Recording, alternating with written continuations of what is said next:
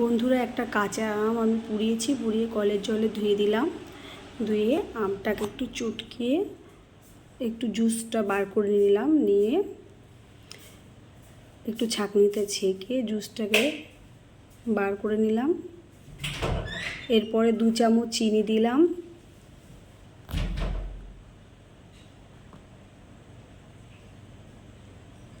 Bit নুন দিয়ে দিলাম ওর সঙ্গে।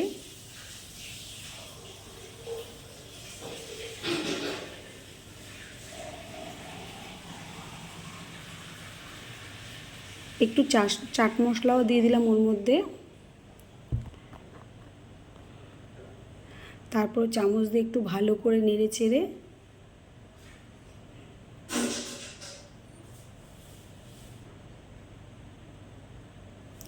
কাচের গ্লাসের মধ্যে 2-3 পিসের মতন বরফ দিয়ে দিলাম।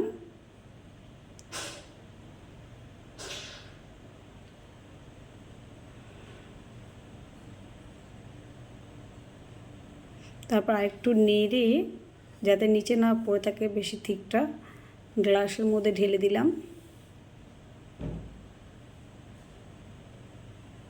তারপর একটু ঠান্ডা জল গ্লাসের মধ্যে দিয়ে গ্লাসটা ভর্তি করে ফেললাম।